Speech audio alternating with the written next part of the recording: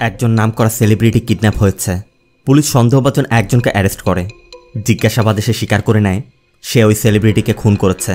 এ পর্যন্ত ঠিকঠাকই ছিল, কিন্তু সমস্যা তখনই বাধে যখনই ওই সেলিব্রিটির বডি কোথাও খুঁজে পাওয়া যাচ্ছিল না। আর এই বডি খুঁজতে গিয়ে পুলিশ এমন এক গোলকধাঁধায় পড়ে যায় যা তারা কল্পনায় ভাবেনি। হ্যালো ফ্রেন্ডস, দিস ইজ প্লাবন অ্যান্ড ওয়েলকাম টু প্লাবন ওয়ার্ল্ড। বলছি 2016 সালে মালায়ালাম ভাষায় মুক্তি পাওয়া সাইকোলজিক্যাল ক্রাইম থ্রিলার মুভি ভেত্তার কথা, যার বাংলা অর্থ শিকার। মুভির শুরুতে শুধু একটি কথা বলে রাখছি, এই মুভিটি শুধু আপনার ব্রেন নিয়েই নয়, আপনার পুরো মাথা নিয়ে খেলবে। তো চলুন বন্ধুরা, গোলকধাঁধায় প্রবেশ করা যাক। মুভির শুরুতেই আমাদের কয়েকটি বিচ্ছিন্ন ঘটনা দেখানো হয়। প্রথম ঘটনায় গভীর রাতে একটি মেয়ে ড্রাইভ করছে। দ্বিতীয় ঘটনায় একটি মেয়ে ভবন থেকে পড়ে মারা যায়। তৃতীয় ঘটনায় এক ব্যক্তি সাইকেলিং স্যুটে রক্তাক্ত অবস্থায় পড়ে আছে। একজন ব্যক্তি এসে লোকটির মৃত্যু নিশ্চিত করে চলে যায়। আর শেষ ঘটনায় আমাদের একটি বাঁধ দেখানো হয়। পুলিশ বাঁধের এক পাশ ঘিরে রেখেছে। এই ঘটনাগুলোর কথা মনে রাখবেন, আমি একে একে এই ঘটনাগুলো তুলে ধরব। এরপর আমাদের শ্রীবালা নামে একজন আইপিএস অফিসারকে দেখানো হয়। বালা মনে মনে বলছে, আমি আমার বাবার থেকে একটা জিনিস শিখেছি, we never choose life, life chooses us. কারণ বালা কখনো পুলিশ অফিসার হতেই চায়নি। তার বাবা একজন সার্কেল ইন্সপেক্টর ছিল, সেখান থেকেই তার এই প্রফেশনে আসা। বালা বলছে, প্রতিটা পুলিশ অফিসারের জীবনে এমন একটা কেস থাকে যা সে কখনো ভুলতে পারে না।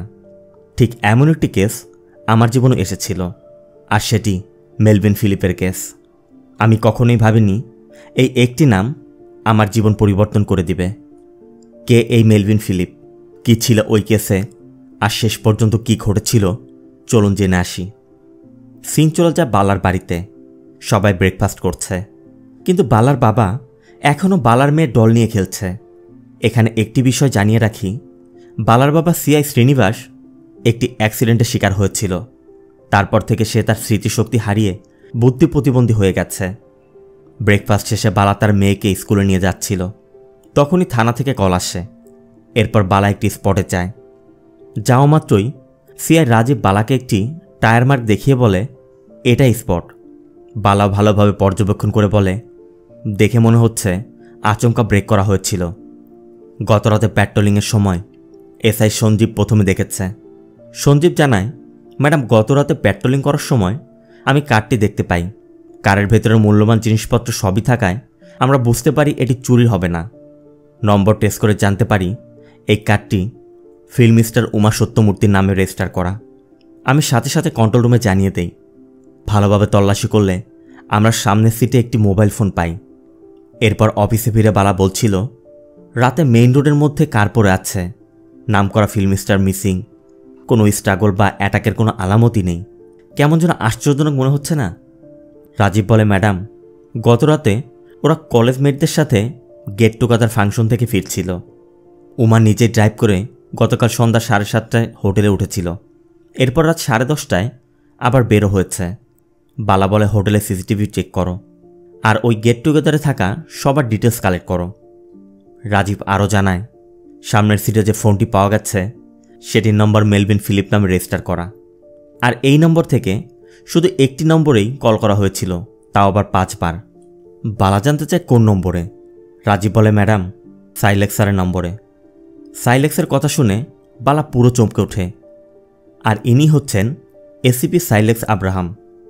তার কাস্টডিতে একজন রেপিস্টের মৃত্যু হয়েছে, সেজন্য তার ইনকোয়ারি চলছে।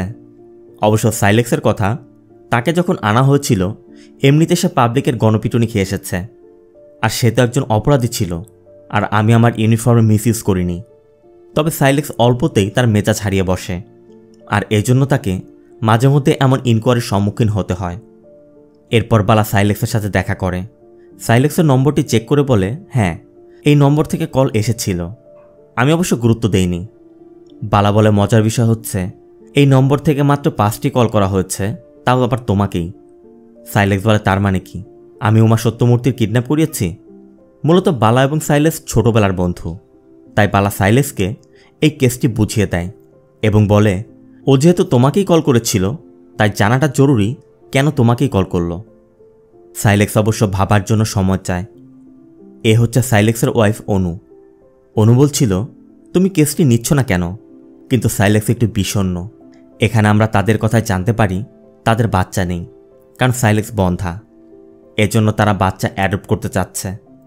অনু সাইলেক্সকে বোঝায়, তোমার এই কেসটি নেওয়া উচিত। তুমি যদি কেসটি প্রুভ করতে পারো, তোমার ক্যারিয়ারের যে কালো দাগ আছে সব মুছে যাবে। এজন্য অনুর কথায় চিন্তাভাবনা করে সাইলেক্স রাজি হয়ে যায়। এদিকে পুলিশ মেলভিনের খোঁজ শুরু করেছে, তবে মেলভিন বাসায় নেই। ওয়াচম্যানের সাথে কথা বললে সে জানায়, কখন যায় কখন আসে বোঝা যায় না। কারোর সাথে তেমন কথাবার্তা বলে না, আবার তেমন কেউ আসেও না। পুলিশ জানতে চায় গত রাতে কখন ফিরেছিল। ওয়াচম্যান বলে প্রতিদিনের থেকে লেটে এসেছিল, তবে সময় ঠিক মনে নেই। এর জন্য তারা যাওয়ার সময় বলে যায় ও যখনই ফিরবে আমাদের ইনফর্ম করবে। এদিকে বালা ওই গেট টুগেদার প্রোগ্রামের সিসিটিভি ফুটেজ চেক করছে, আর এখানে আমাদের মেলভিনকে দেখানো হয়। মেলভিন মূলত উমার কলেজমেট ছিল। আবার উমার কার যখন বের হয়ে যাচ্ছিল, মেলভিনের কারটিকেও উমার কারকে ফলো করতে দেখা যায়। এতে করে আর সন্দেহ থাকে না যে মেলভিনই উমাকে কিডন্যাপ করেছে। এজন্য বালা মেলভিনকে ধরতে পাঠায়। তবে পুলিশ যখন নিচে প্ল্যান করছে, মেলভিন উপরে জানালার ফাঁকা দিয়ে সব কিছু দেখছিল। এজন্য মেলভিন পালানোর চেষ্টা করে, কিন্তু কোনো লাভ হয় না। পুলিশ তাকে ধরেই ফেলে। এরপর শুরু হয় জিজ্ঞাসাবাদ। পুলিশ বলে, 4 বছর আগে তোমার মেয়ে এঞ্জেল মিসিং হয়। তোমার মেয়েকে খুঁজে না পাওয়ায় তোমার স্ত্রী শেরিন ডিপ্রেশনের ড্রাগ অ্যাডিক্ট হয়ে পড়ে। মেলভিন বলে, জি স্যার, আমি ওকে স্বাভাবিক করার অনেক চেষ্টা করি, কিন্তু তখন সিন চলে যায় 4 বছর পূর্বে। মেলভিন মূলত কোর্টে টাইপরাইটারে কাজ করত। হঠাৎ একদিন মেলভিনের কাছে একটি ফোন আসে, আর ফোন পাওয়া মাত্রই মেলভিন দ্রুত হসপিটালে ছুটে যায়। এরপর এক পুলিশ সদস্য মেলভিনকে মর্গে নিয়ে শেরিনের বডিটি দেখিয়ে বলে, বেলকনি থেকে জাম্প করেছিল, স্পটেই মৃত্যু হয়েছে। শেরিনের মৃত্যুতে মেলভিন একদম ভেঙে পড়ে।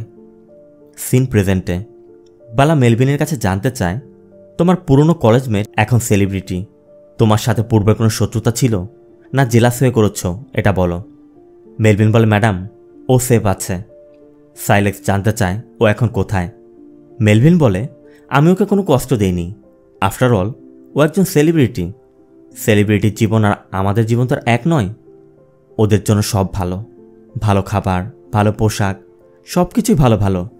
তাই আমি ওকে একটি ভালো মৃত্যুই দিয়েছি, কষ্টমুক্ত মৃত্যু। শোনা মাত্রই সবাই চমকে ওঠে। তবে অ্যাকচুয়ালি কী কারণে মেলভিন ওমাকে খুন করেছে জানতে চাইলে মেলভিন বলতে শুরু করে, মেলভিন একদিন কোর্টে কাজ করছিল।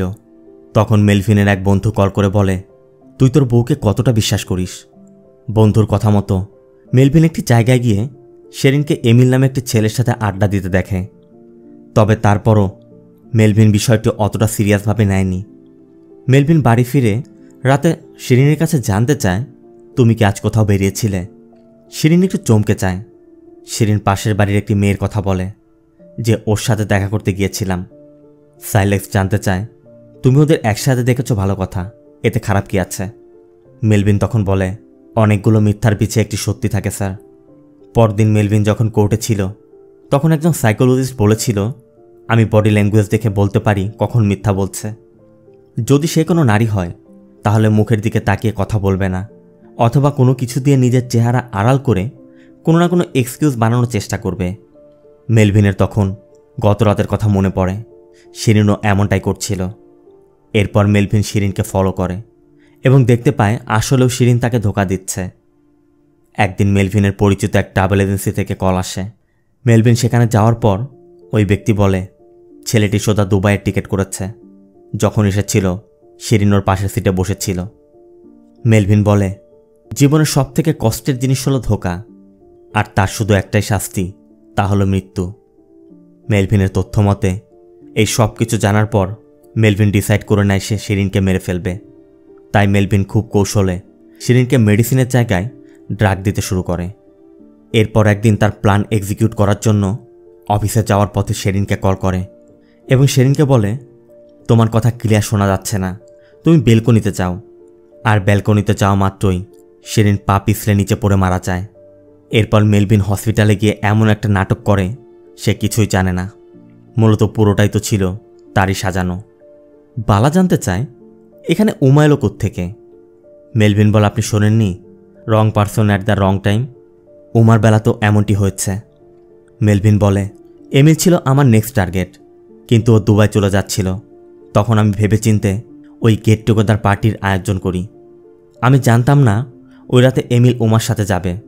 তখন আমার সামনে মাত্র দুটো পথ ছিল, এক এমিলকে যেতে দেয়া, আর অন্যটা ছিল উমাকেও এমিলের সাথে মেরে ফেলা। তাই আমি পরেরটাই বেছে নিই। মেলভিনকে জিজ্ঞাসাবাদ করলে মেলভিন জানায় সে উমা এবং এমিলকে খুন করে কোথাও পুঁতে রেখেছে। এই জন্য পুলিশ তাকে সেখানে নিয়ে যায়। জায়গাটি পাহাড়ি ঘন জঙ্গলে ঘেরা। খবর পেয়ে মিডিয়া এবং সাধারণ জনগণ এসে ভিড় করেছে। মেলভিন পুলিশকে একটি জায়গায় নিয়ে যায়, কিন্তু মেলভিন টোটালি কনফিউজড। রাজীব বালাকেও কল করে জানায় যে ম্যাডাম, ও বলছে রাতের অন্ধকারে ঠিক কোন জায়গায় পুঁতেছে ওর মনে নেই। এদিকে মিডিয়া এবং পাবলিকের চাপ দেখে বালারা সেখান থেকে ফিরে আসে। এরপর বালা বলে, আইজি এবং এসপিকে না হয় আমি ম্যানেজ করতে পারবো, কিন্তু সমস্যা অন্য জায়গায়। রাজীব জানায় মেলভিন যে জায়গার কথা বলছে জায়গাটি পাহাড়ি। প্রতি 3 মাস অন্তর অন্তর সেখানে ঘন কুয়াশায় ঢেকে থাকে, যা 21 দিন পর্যন্ত থাকে। আর 12 দিনের মধ্যেই কুয়াশা শুরু হবে। তখন আর বডি উদ্ধার করা সম্ভব হবে না। সাইলেক্স বলে, ওর স্টোরি যদি সত্যি হয় তাহলে আমরা ওকে ওর মনে করার জন্য কিছুটা সময় দেই। আর একবার যদি বডি উদ্ধার হয়ে যায় তাহলে তো হয়ে গেল। আর যদি ওর স্টোরি মিথ্যা হয় তাহলে আমরা ভিন্ন পন্থা অবলম্বন করব।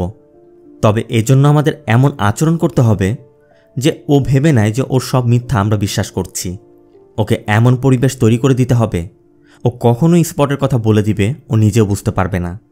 আর এজন্যই মেলভিনকে ইন্টারোগেশন রুমের বদলে পুলিশ ক্লাবে নিয়ে যাওয়া হয়। এরপর মেলভিন বলছিল, গতদিন পর্যন্ত সবই মনে ছিল, কিন্তু গতকাল স্পটে গিয়ে ঠিক মনে করতে পারছিলাম না। বালা বলে, সমস্যা নেই, তুমি মনে করে দেখো ওখানে যাওয়া বা আসার সময় তেমন কোনো কিছু দেখেছিলে কিনা। মেলভিন তখন চিন্তা করে বলে, আসার সময় অনেক পানির শব্দ পাচ্ছিলাম, মনে হচ্ছিল পাইপলাইনের লিকেজ হবে। এজন্য অবশ্য ফরেস্ট ডিপার্টমেন্টে তথ্য নেওয়া হয়, কিন্তু ফরেস্ট ডিপার্টমেন্ট থেকে তথ্য আসে যে এমন কোনো ঘটনাই ঘটেনি। মেলভিন আরও কনফিউজড হয়ে যাচ্ছিল। তখন সাইলেক্স বলে, আমার মনে হয় ওকে ভাবার জন্য আরও কিছুটা সময় দেয়া দরকার। এদিকে কমিশনার বলছে, তোমাদের হাতে আর 6 দিন আছে, কুয়াশা শুরু হওয়ার আগেই সলভ করে ফেলতে হবে। সাইলেক্স বলে, স্যার আরেকটি সমস্যা আছে। মেলভিনকে যেই জেলে রাখা হচ্ছে ওখানে অনেক ভয়ানক অপরাধীরা থাকে। ওখানে মেলভিনের জন্য সেফ না, কারণ মেলভিনের যদি কিছু হয়ে যায় তাহলে কেসের জন্য সমস্যা হয়ে দাঁড়াবে। আর এর ঠিক পরদিনই বালা যখন তার বাবাকে নিয়ে বের হয় তখনই রাজীব কল করে জানায়, ম্যাডাম সেন্ট্রাল জেলে ঝামেলা হচ্ছে, অবস্থা আউট অফ কন্ট্রোল। বালা বলে, ওখানে তো মেলভিন আছে, তুমি দ্রুত একটি টিম নিয়ে যাও, কিছু হলে সমস্যা, আমি জেলে কথা বলছি। সাথে সাথে রাজীব একটি টিম নিয়ে জেলে চলে যায় এবং অনেক কষ্টে মেলভিনকে উদ্ধার করে। এদিকে বালা কল কাটতেই দেখে তার বাবা গাড়িতে নেই, কারণ তার বাবা তখন পাশের একটি দোকানের ডল নিয়ে টানাটানি করছে। বালা দেখতে পেয়ে তাকে বুঝিয়ে নিয়ে আসে। এদিকে জানা যায় জেলে গণ্ডগোলের মধ্যে সাইনুদ্দিন নামে এক সাবেক পুলিশ সদস্য মারা গেছে। এই সাইনুদ্দিন মূলত মোলেস্টেশনের কেসের দীর্ঘদিন যাবৎ জেল খাটছিল।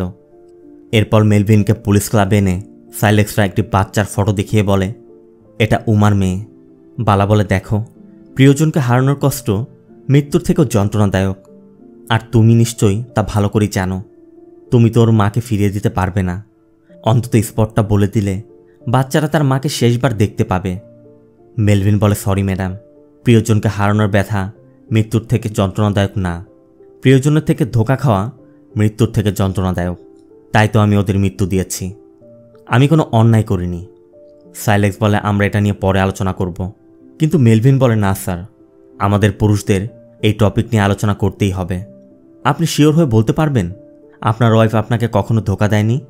পারবেন না, কারণ এই পৃথিবীতে পুরুষ শুধু একটি জিনিসই বুঝতে পারে না, আর তা হলো নারী। মেলভিন বালাকেও বলে, আপনি কি পারবেন আপনার স্বামীকে ধোঁকা দিয়ে অন্য কারোর সাথে থাকতে? আপনারা এখন বিশ্বাস করবেন না, কিন্তু একদিন ঠিকই বুঝবেন ধোঁকা খাওয়ার যন্ত্রণা কতটা কষ্টদায়ক। মেলভিনের কথা শুনে সেদিনের মতো জিজ্ঞাসাবাদ শেষ করা হয়। বালা বলছিল, ও প্রতিবার সেম স্টোরি বলছে, কিভাবে আমরা ওর থেকে তথ্য বের করব? আমার মনে হয় আমরা ভুল পথে হাঁটছি। তখনই সাইলেক্সের ফোনে একটি মেসেজ আসে। সাইলেক্স চেক করে দেখে অনু মানে তার স্ত্রী তার অ্যাকাউন্ট থেকে 5 লাখ টাকা তুলেছে।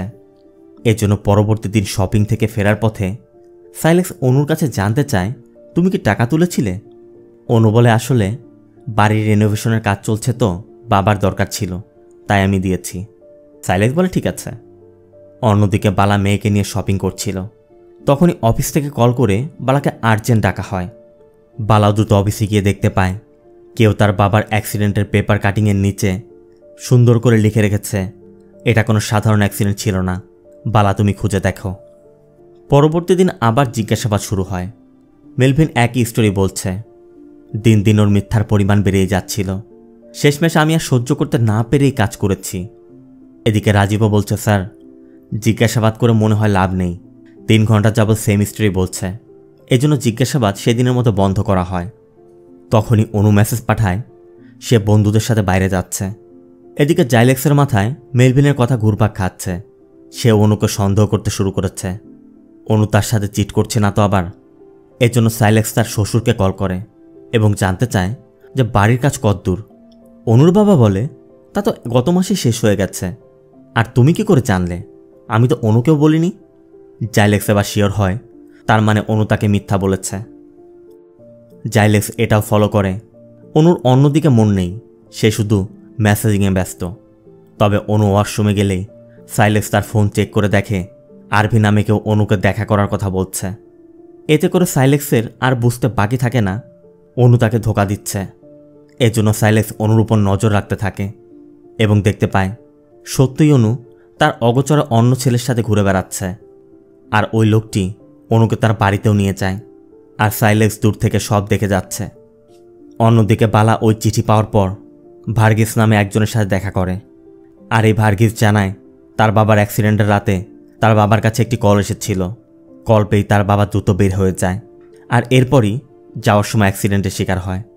বালা বলছিল কেউ আমাকে কিছু বলতে চাচ্ছে, সে বলছে অ্যাক্সিডেন্টটা স্বাভাবিক না।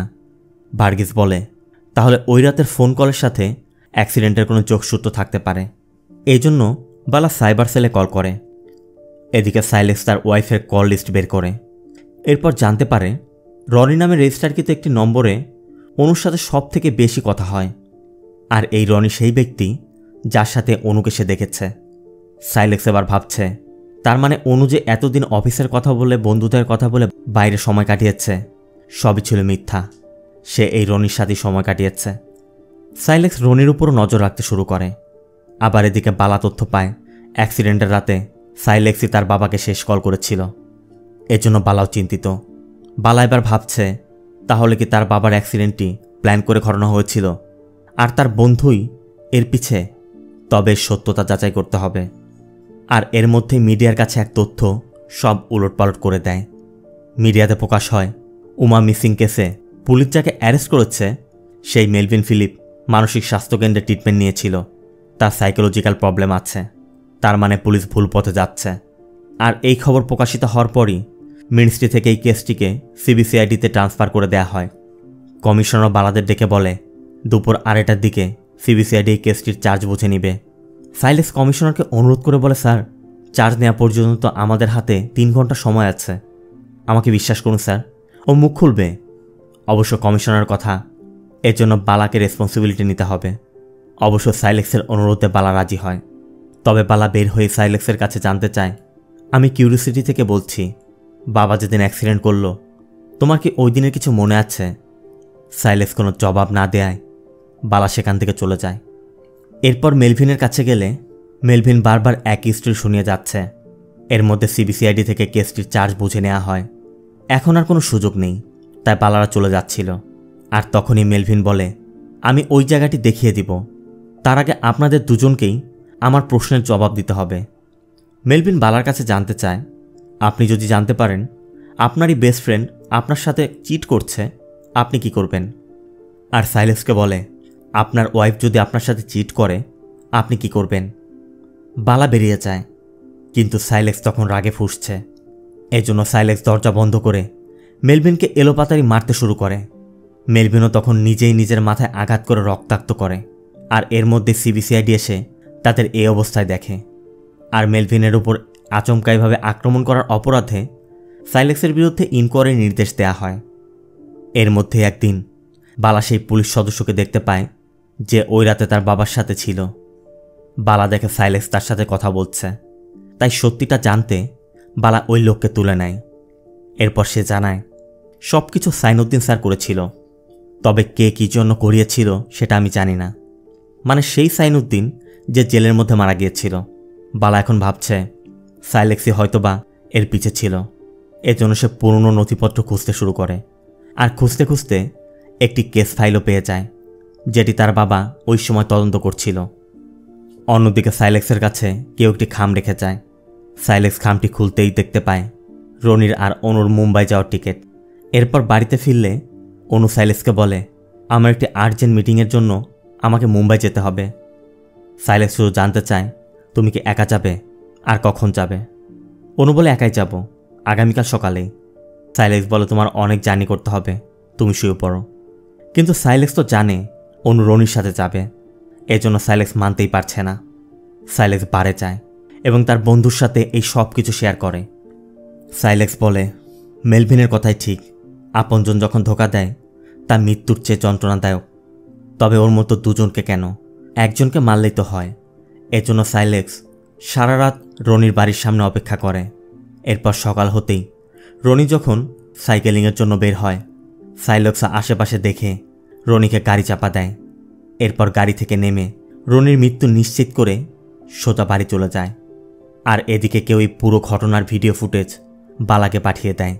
বালাও ভিডিওটি দেখা মাত্রই সাথে সাথে কমিশনের সাথে দেখা করে, কিন্তু তাকে কিছু বলে ওঠার আগেই সিবিসিআইডি থেকে কল করে জানানো হয় যে মেলভিন ওই জায়গা দেখাতে রাজি হয়েছে, তবে সে শুধু সাইলেক্স আর বালাকেই দেখাবে। আর শোনা মাত্রই কমিশনার নির্দেশ দেয় তোমরা দ্রুত চলে যাও। এজন্য সাইলেক্স এবং বালা মেলভিনকে নিয়ে বেরিয়ে পড়ে। এদিকে জঙ্গল তখন ঘন কুয়াশায় ঢেকে পড়েছে। তারপরও তারা এর মধ্যে ড্রাইভ করে যেতে থাকে। যেতে যেতে তারা একটি মোড়ে আসে, আর তখনই অপোজিট ডিরেকশনের একটি কার দেখে বালা যখনই সাইড দিতে যাবে কিছু একটার সাথে ধাক্কা লেগে যায়। সাইলেক্সও নিচে নেমে চেক করে দেখে যে এই জায়গা দিয়ে বন্যপ্রাণী যাতায়াত করে, তাই তারাও ভেবে নেয় হয়তো বন্যপ্রাণী ধাক্কা খেয়েছে। অবশ্য কুয়াশায় যেহেতু দেখা যাচ্ছে না, তাই তারা আবার যাত্রা করে। এরপর তারা একটি পুরনো বাড়িতে পৌঁছায়, আর সেখানে গিয়েই দেখে এমিল আর উমা এখনও জীবিত। সাথে সাথে তাদেরকে উদ্ধার করে আনা হয়। এদিকে এই ঘটনার জন্য মেলভিনকে কোর্টে নিলে কোর্ট ভাবে মেলভিনের মেন্টাল সমস্যার জন্যই হয়তো সে এমন নাটক করেছে। এই জন্য কোর্ট মেলভিনকে 1 বছরের সাজা দেয়, তবে এই 1 বছর তাকে সরকারি মানসিক স্বাস্থ্যকেন্দ্রে থাকতে হবে। তার সাথে বালা এবং সাইলেক্সকে প্রশংসিত করে। কি ভাবছেন মুভি শেষ? মস্তিষ্কটা একটু ঠান্ডা করুন, কারণ এরপর যা হবে আপনার মাথা ঘুরবে। ঝটকা খাওয়ার জন্য প্রস্তুত থাকুন। এরপর যখন মেলভিনকে জিভে তোলা হচ্ছিল, তখন মেলভিন বালাকে দেখে মুচকি হাসতে হাসতে যায়। বালাও মনে মনে বলছে মেলভিন কেন এসব করল, তবে সব প্রশ্নের উত্তর লুকিয়ে আছে মেলভিনের ওই হাসিতে। এখান থেকে সিন চলে যায় একটি অনাথ আশ্রমে। সাইলেক্স এবং অনু একটি বাচ্চা অ্যাডপ্ট করতে এসেছে। সব ফর্মালিটি শেষ হতে সপ্তাহখানেক সময় লাগবে। এরপর অনু সাইলেক্সকে তার বান্ধবীর বাসায় নিয়ে যায়, তবে ঢোকার সময়ই একটি সাইকেল দেখে সাইলেক্স থমকে যায়, কারণ এটি তো রনির সাইকেল। আর এ হচ্ছে অনুর বান্ধবী আশা, আর এই আশা মূলত রনির ওয়াইফ। সাইলেক্স এখানে এসেই জানতে পারে আশা আর রনি দুজনে মিলেই তাদেরকে বাচ্চা অ্যাডপ্টের কাজে সহযোগিতা করেছে। তার মানে অনু এজন্যই রনির সাথে কথা বলতো বা দেখা করত, আর সাইলেক্স তা না জেনেই এত বড় একটি অপরাধ করে ফেলেছে। অন্যদিকে এমিল সুস্থ হয়ে বালাকে ধন্যবাদ জানাতে এসেছে। বালাও এমিলের কাছে শেরিনের সাথে সম্পর্কের বিষয়ে জানতে চাইলে এমিল তো অবাক। এমিল বলে শেরিন আবার কে? বালা বলে কেন, মেলভিনের ওয়াইফ, ওর সাথে রিলেশনের জন্যই তো এত কিছু হলো। এমিল বলে ওর ওয়াইফ শেরিনকে তো আমি জীবনেও দেখিনি, আর মেলভিনকেই আমি 12 বছর পর দেখলাম, তাও কলেজের এই গেট টুগেদার প্রোগ্রামে। বালা তো পুরো হতবাক। এদিকে এমিলের ফ্লাইটের সময় হয়ে যাচ্ছে, এজন্য এমিল চলে যায়। বালাও কিছুতেই হিসাব মেলাতে পারছে না, এজন্য বালা মেলভিনের গল্পের উপর স্টাডি করতে শুরু করে। এরপর বালা শেরিনের ফরেন্সিক রিপোর্ট তৈরিকারী ও ডক্টরের সাথেও দেখা করে, আর সেখানে গেলে ডক্টর জানায় শেরিনের শরীরে কোনো ক্রনিক ড্রাগ পাওয়া যায়নি, তবে শুধু মৃত্যুর সময় ড্রাগের হাই ডোজ পাওয়া গিয়েছিল। এমনকি বডি ইনজুরি মার্ক দেখেও অন্যরকম মনে হচ্ছে, কারণ একা ভবন থেকে পড়ে যাওয়া আর কেউ ধাক্কা দিয়ে ফেলে দেওয়ার ইনজুরি প্যাটার্ন আলাদা হয়। সব কিছু দেখে আমাদের কাছে মনে হচ্ছে কেউ হয়তো ধাক্কা দিয়ে ফেলে দিতে পারে, কিন্তু হায়ার অথরিটি খুব প্রেশার দিচ্ছিল যেন এটাকে অ্যাক্সিডেন্ট দেখানো হয়। এজন্য আমিও কিছু করতে পারিনি। বালা মেলভিনের ফ্ল্যাটের সামনে গিয়েও চিন্তা করে এই বেলকনি থেকে কেউ ধাক্কা না দিলে স্বাভাবিকভাবে পা পিছলে পড়ে যাওয়া প্রায় অসম্ভব। এর মধ্যে রাজীব কল করে জানায় ম্যাডাম সাইলেক্স আর ক্লিন। তবে বালার সন্দেহ বাইরে থেকে কেউ হয়তো মেলভিনকে সাহায্য করেছে, আর এজন্য বালা মেলভিনের বাবাকে জিজ্ঞাসাবাদের জন্য নিয়ে আসে। বালা তাকে বলে যে মেলভিন অ্যারেস্ট হয়নি, ও নিজেই আমাদের দিয়ে ওকে অ্যারেস্ট করিয়েছে। কিন্তু কেন? মেলভিনের বাবা জন শুধু বলে তোমার প্রশ্নের উত্তর প্রশ্নের মধ্যেই লুকিয়ে আছে। বালাও শুধু মুচকি হাসে। আর এই সব কনফিউশন দূর করে আসল ঘটনা জানতে বালা এবং সাইলেক্স মেলভিনের সাথে দেখা করে। বালা মেলভিনকে বলে শেরিনের মৃত্যুটি কোনো অ্যাক্সিডেন্ট ছিল না, আর এমিলের সাথেও ওর কোনো সম্পর্ক ছিল না, এই সব মিথ্যা।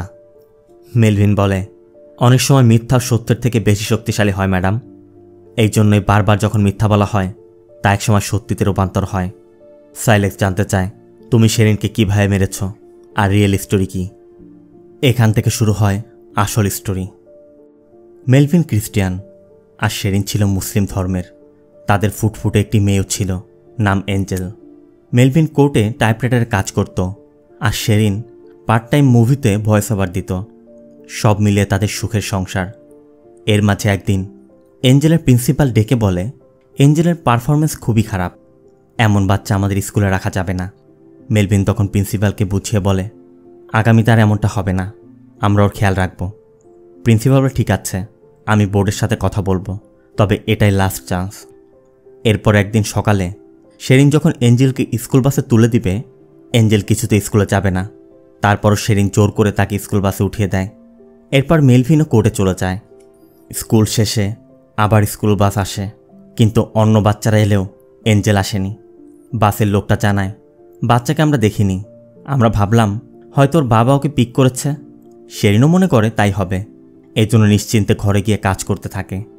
এরপর মেলভিনের যখন আসার সময় হয়, শেরিন মেলভিনকে কল করে জানতে চায় তোমরা কখন আসবে।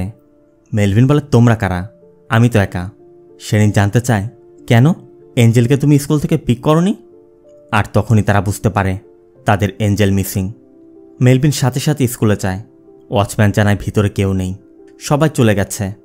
তারপরে মেলভিন ভিতরে গিয়ে একবার খুঁজে দেখতে চাচ্ছিল, কিন্তু ওয়াচম্যান তাকে কিছুতেই ঢুকতে না দেয় মেলভিন বাড়ি ফিরে যায়। এদিকে সময় পার হয়ে যাচ্ছে, এঞ্জেলের কোনো খোঁজ নেই। মেলভিন বলে ওই দিন আমাদের পুলিশ বা স্কুল অথরিটি কেউ আমাদের সাহায্য করতে চায়নি, শুধু আমরাই এঞ্জেলকে খুঁজে যাচ্ছিলাম। এরপর আমি বিকেলে ওর টেবিলে একটি নোটবুক পাই।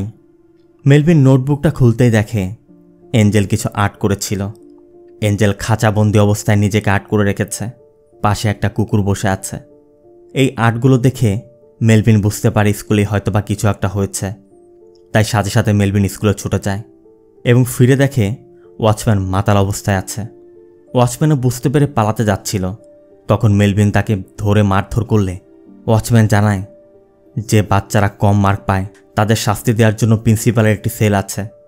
আনফর্চুনেটলি এঞ্জেলকেই সচরাচর ওই সেলে আটকে রাখা হতো। এঞ্জেল কান্না করত, এঞ্জেল চিৎকার করত, কিন্তু কেউ এঞ্জেলকে বের করত না। ওই দিন ছিল রেজাল্টের দিন। অন্য সময়ের মতো সেদিনও প্রিন্সিপাল এঞ্জেলকে শাস্তি দিয়েছিল, কিন্তু প্রিন্সিপালের ওই দিন অন্য একটি প্রোগ্রাম থাকায় প্রিন্সিপাল আগেই চলে যায়। আর আমার মেয়েটা অনেক সময় পানি না পেয়ে বেহুশ হয়ে পড়েছিল। স্কুল শেষে শেষ ব্যক্তিটাও যখন বের হয়েছে, কেউ আমার এঞ্জেলের কথা মনে করেনি, যে কারণে আমার এঞ্জেলের সেখানেই মৃত্যু হয়েছে। ওয়াচম্যানও বলছিল আমি জানতাম না স্যার বাচ্চা ওখানে আছে।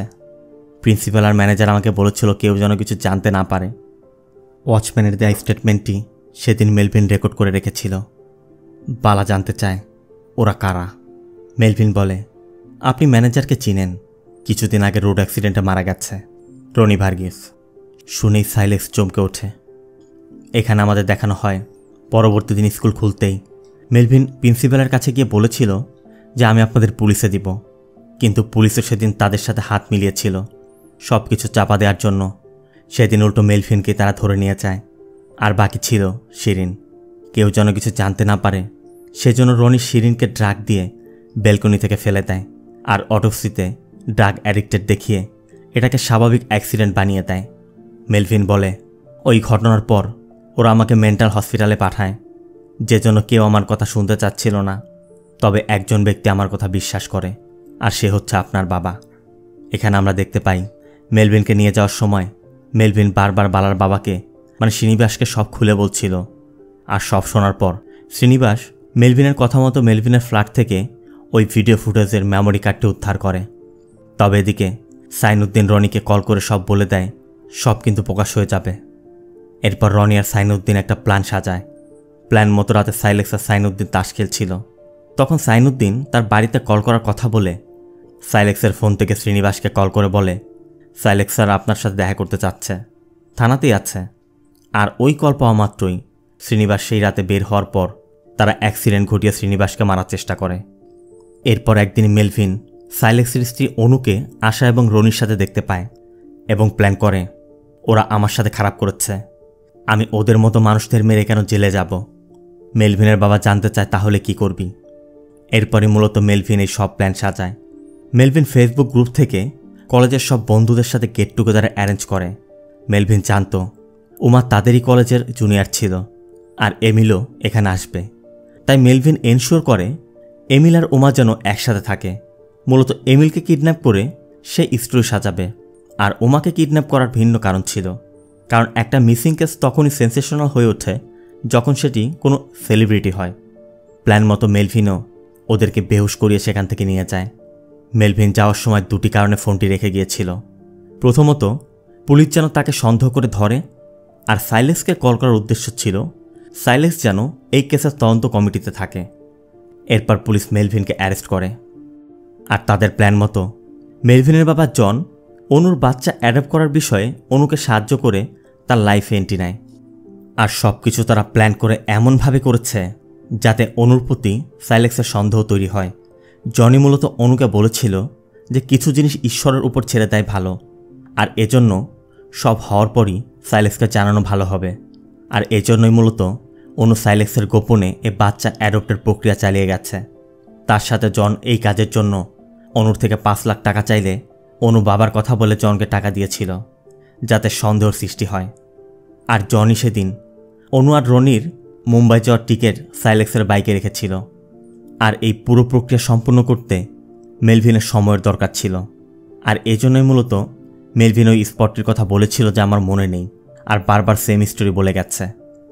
এরপর মেলভিন বলে, কিছু পাপ থাকে যার শাস্তি সৃষ্টিকর্তা সরাসরি পৃথিবীতেই দিয়ে দেয়, যেমন সাইনুদ্দিনের মৃত্যুটা। তবে সব ক্ষেত্রে সৃষ্টিকর্তা তা করে না। সৃষ্টিকর্তা কিছু কাজ তার পাঠানো দূতদের দিয়েও করায়। আর তেমনি সৃষ্টিকর্তার পাঠানো এক দূত রনিকে তার পাপের শাস্তি দিয়েছে। মেলভিন সাইলেক্সকে বলে, স্যার আপনি কখন ঈশ্বরের দূত দেখেছেন? আমি দেখেছি, আমি তাকে এভাবে স্পর্শ করেও দেখেছি। আপনি আমার হয়ে ওকে মেরে দিয়েছেন। তবে আমি আর আপনি ছাড়াও আরও একজন এই সত্যিটা জানে, সে ম্যাডাম। সব সিক্রেট আপনার হাতে। এখানে দেখানো হয় সাইলেক্স যখন রনিকে মারে জন সব ভিডিও করে সেই ভিডিও বালাকে পাঠিয়েছিল। সাইলেক্স বলে, তুমি কি ভেবেছ এত কিছু করার পরও তুমি ছাড় পাবে? মেলভিন বলে, অবশ্যই স্যার, কারণ আইনের চোখে আমি না, আপনি অপরাধী। পুলিশের কাছে কোনো প্রমাণ নেই যে আমি রনিকে খুন করেছি, কিন্তু আমার কাছে প্রমাণ আছে আপনি রনিকে খুন করেছেন, আর ম্যাডাম সব কিছু জানার পরও গোপন রেখেছে। কাউকে খুন করা ক্রাইম, কিন্তু তার থেকে বড় ক্রাইম যখন কোনো পুলিশ অফিসার তা গোপন করার চেষ্টা করে। বলেই মেলভিন চলে যাচ্ছিল, তখনই বালা জানতে চায় তাহলে প্রিন্সিপালের কি হলো। মেলভিন শুধু মুচকি হেসে সাইলেক্সের মতো বালার কাঁধে হাত রাখতে চায়। বালা এবং সাইলেক্স স্পষ্টই বুঝতে পারে যে আইনের চোখে তারাই অপরাধী হবে, তাই তারা চুপচাপ ফিরে আসে। তবে ফিরে এসে বালা দেখে যে তার বাবা নাতনিকে জড়িয়ে ঘুমিয়ে আছে। বালার মাথায় চিন্তা আসে, বাবা সবসময় ডল নিতে চায় কেন? বালার একটু সন্দেহ হয়, তাই বালা ডলটি নিয়ে খুঁজতে থাকে। আর খুঁজতে খুঁজতেই এই ডলের মধ্যে মেলভিনের সেই মেমোরি কার্ডটিও পেয়ে যায়, যেটির জন্য তার বাবার এই অবস্থা। এরপর বালা মেলভিনের কেসের সব সত্যটা প্রকাশ করে দেয়। আর মেলভিনের সত্যিটা প্রকাশ করার পর বালা এবং বালার বাবাকে পুরস্কৃত করা হয়। এদিকে সাইলেক্স আর অনু একটি বাচ্চা অ্যাডপ্ট করে এখন সুখে যাচ্ছে। অন্যদিকে বালা পরিবার নিয়ে বাইরে ডিনার করতে এসেছে। তখনই নিউজে আসে মেলভিনের কেসের মূল অপরাধী মানে স্কুলের প্রিন্সিপালের বডি পাওয়া গেছে। প্রাথমিকভাবে পুলিশ ধারণা করছে হয়তো পুলিশের থেকে বাঁচতে সে পাহাড়ে চলে গিয়েছিল, আর সেখানে ঘন কুয়াশার জন্য অ্যাক্সিডেন্টে সে মারা গেছে। বালাও সাথে সাথে চমকে ওঠে, আর তার সেই দিনের কথা মনে পড়ে যায়। তার মানে অ্যাক্সিডেন্টটা তার দ্বারাই হয়েছে, আর এটি সম্পূর্ণ মেলভিন এবং জনের প্ল্যান ছিল। কারণ জন প্রিন্সিপালকে ঘন কুয়াশার মধ্যে ছেড়ে দেয়, বালার গাড়ির নিচে পড়ে। তার মানে মেলভিনের আরেকজন দেবদূত হচ্ছে বালা। বালাও এখন এটা স্পষ্ট বুঝতে পারছে মেলভিন কেন সেদিন তার ঘাড়ে হাত রাখতে গিয়েছিল। তবে এখন আর কিছু করার নেই, এখন তাদের সব গোপন রাখাই নিজেদের জন্য ভালো। আর এভাবেই একজন সাধারণ বাবা, একজন সাধারণ স্বামী মাস্টার প্ল্যান সাজিয়ে তার স্ত্রী এবং সন্তান হত্যার প্রতিশোধ নিয়ে নিল। মেলভিনের মাস্টার প্ল্যান আপনার কেমন লেগেছে কমেন্টে জানাবেন। ভিডিওটি ভালো লাগলে ভিডিওতে লাইক দিয়ে চ্যানেলটিকে সাবস্ক্রাইব করতে একদম ভুল করবেন না। দেখা হবে অন্য কোনো মুভি বা সিরিজের এক্সপ্লেনেশন ভিডিওতে। ততক্ষণ সবাই ভালো থাকবেন, সুস্থ থাকবেন। আল্লাহ হাফেজ।